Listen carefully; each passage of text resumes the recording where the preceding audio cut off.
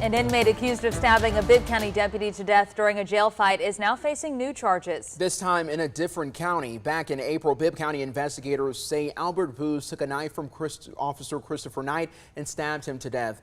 Booz is currently being held in Monroe County as he awaits trial on charges in Bibb County. A Monroe County incident report says that's where he attacked another inmate, then two guards who tried to escort Booz back to a holding cell. The new charges he now faces include obstruction, battery, and aggravated assault on a peace officer. A Bibb County grand jury indicted Booz 3 weeks ago in the Christopher Knight case. No trial date has been set yet. Right now, no one is hurt and 4 dogs were saved after a fire broke out at a North Macon home. It happened last night on Arlington Road. You see that video there on your screen. Interim Fire Chief Shane Edwards says the fire may have started in the kitchen. Edwards says the home has moderate damage. No one was home at the time. 4 family dogs who were in the backyard are all safe. Now, if it did start in the kitchen, that would be the second fire crews battled recently that began in that spot of a home.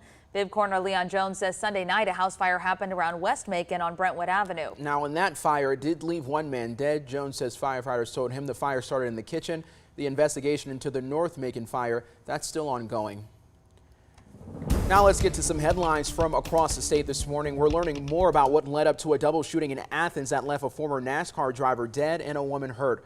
According to Athens Clark County Police, former driver John West Townley went to a home that a woman and another man were at. Our station in Atlanta says the woman was his ex-wife. Police say there was an argument between Townley and the other man involving a hatchet. At some point during the fight, the other man fired several shots, hitting both Townley and Townley's ex-wife. Police have not said whether the shooter will face any charges. Well, some workers in Atlanta could soon have more money in their pockets. The Atlanta City Council approved premium pay for frontline workers. It will give about $500 a month extra to what the city considers critical infrastructure workers. This additional money is per month and will last through June 30th of 2022.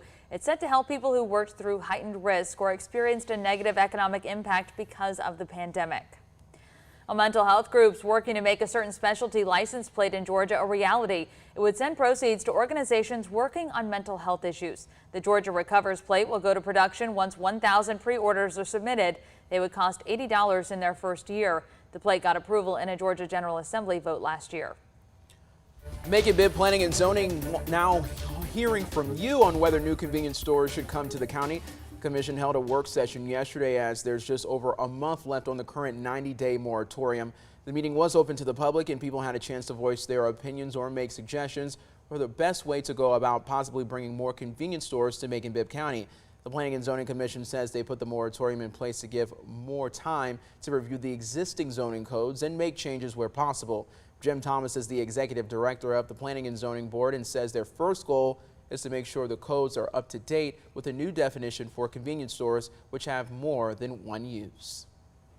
The industry changed over the years and the code didn't keep up. So we're still regulating convenience stores with gas just like we did in the 60s when they were service stations. And then that's all changed. The moratorium is up on November the 23rd, and the commission says they can extend it for another 30 to 90 days if they choose to do so. We're taking a closer look this morning because the moratorium isn't the only one on the mind of county leaders. This one in particular, Macon Bibb leaders also spent months talking about a ban on new pawn shops, and that's still on the table. The ban on new pawn shops started in February and expired at the end of August. At that time, Mayor Lester Miller proposed extending the moratorium for another 9 months. After commission heard from pawn shop owners, they decided to table the vote to hear from more people and to do some more research. So the fate of that moratorium, it's still up in the air. Moving to the International City, plans are underway for the Downtown Development Authority in Warner Robins. It's a sub-department of the newly merged Community and Economic Development Department. At last night's meeting, City Council appointed 3 people to the Development Authority's Board of Directors: Randy Mead, Ken McCall, and Richard Weldon. The goal of that group is to build a downtown area for the city. The downtown district spans the Watson Boulevard corridor from Commercial Circle down to Highway 247. Kate Hogan leads the Community and Economic Development Department. She says her goal is to get the ball rolling on a live, work, play community with restaurants, shops, and more. It's just an opportunity to create like a good community center for people to have established quality of life, somewhere to go on the weekends, and when they see it, they say, that's Warner Robins. And so that's ultimately the goal, is to make sure that we're identifying exactly who we are, and we're working on development patterns that reflect that. Hogan says she's not quite sure when construction will start, but she says the sooner the better. Also at last night's meeting, council approved SPLOST money for a facelift to Fire Station 3 on Chestnut Road. Well, check this out. Your favorite song may be Slice, Slice, Baby after hearing this next story. It deals with pizza, and nothing can top that, right? Exactly right. Warner Robins Pizzeria is reaping the benefits of word of mouth of support after a happy customer told over 20,000 people about how good that pizza was. This TikTok video you see right there on your screen was posted in a popular Facebook group, and the results were unbelievable. Choice Pizzeria Wings and Subs owner Doug Sleeve says his sales doubled. Talking about racking up. He says every time he's posted on the Warner Robins To Go Facebook page, his business has grown. He says he's grateful and looking to expand because of how much business he's gained over the past few months. This pizza looks so good, too. It does. The restaurant's all about choice. They offer 5 different pizza sizes, 30 different toppings, 35 specialty pizzas like taco, chili dog, and baked potato. Wings that can be tossed in over 106 different sauces or dry rubs. They have pastas, salads, burgers, dessert pizzas, my goodness.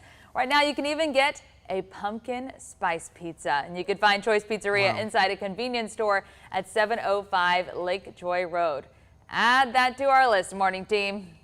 Yes, I'm adding it to my list right now. He actually is writing it Caitlin down. and Courtney, I'm going to be going without you guys. Over 100 flavors of wings. I'll say you stole Wanya's heart with that. Stop the presses. For more information about food businesses like this one and other restaurants opening up in our area, check out Central Georgia Eats page. Just go to 13WMAZ.com. You'll find a link at the top of our homepage. And yes, Wanya is actually writing it down so we can make sure we make it out there. I mean, now, this one's close to us, though. That's It true. is. I'm going after church on Sunday. I'm not playing with y'all. Right? And the thing is, I'm going with or without you. Exactly. You can come if wanna you know. want to. Over 100 flavors of hot wings. and they fit it all in that little convenience store. Yeah. Like, where? It's like a Mary Poppins purse of a store is. over there, you know? Well, Caitlin, you said We've got this. 705 Lake Joy Road? Is it? Okay, there we go. I Yep. just had There to it make is. sure I Hey, got we'll that meet right. you there. Just let us know what service you're going to so that Yep. we can plan I got you. accordingly. We got to get this pumpkin pie or pumpkin spice pizza. That's what I'm saying. I mean, pumpkin spice, you know I'm there. So, That made my heart so happy. Yes. Over 100 flavors of wings? I mean, I don't know about y'all, but I think we got some competition for places like Buffalo Wild Wings Hey. and all No. those places. Yes. Look out. I've glowed up. I know it. Hey, and I'll tell you, in that Robins To Go page where I believe that was posted, I mean, I think I see Choice Pizzeria in there more than any other shop. So clearly there's a lot of raving about the place. So yeah, I think we got to give that a try. All right, everybody. Well, and it seems like something like comfort food like pizza probably be great for the weather we've had recently. A flash flood watch is in effect. We're going to start with this in the for the counties highlighted in green here. That goes until Thursday morning. And notice where most of the rain is falling this morning. Just along those counties. I do think in our northwestern counties, you are going to experience most of the rain really all the way through our rainy pattern. So as you're driving out and about, including this morning, be sure you're driving extra carefully. And with flash flooding possible, if you see any standing water in the road, do not drive into it. That's very dangerous. So keep an eye out on the roads. And they are wet this morning in parts of Upson County, also Monroe County, Jasper County, Hancock and Washington County getting some steady rain. Same with Taylor County, but it does look like the heaviest of rain is currently falling in Upson County. Also already getting some thunderstorm activity there for the start of the day. Now, over the past 24 hours, we did pick up a good bit of rain, anywhere from not really any measurable rainfall to over 2.5 inches of rain in some of our western counties. So that is going to be our primary focus over the next couple of days are our western counties. Now, speaking of west, look at this. Columbus picked up 9 inches of rain in just 24 hours. Now, I do not see our totals getting that extreme, but again, we could pick up close to 3 inches of rain over the next few days. It's all thanks to this weather system that's currently out to our west. This low that's riding around it, what this is doing is pulling in a lot of Gulf moisture. So that's going to allow for some heavier tropical downpours as we go through the next few days. For today, I do think most of our rain is going to be for the morning and the early afternoon hours. So we'll take you through it here as we head towards 2 o'clock.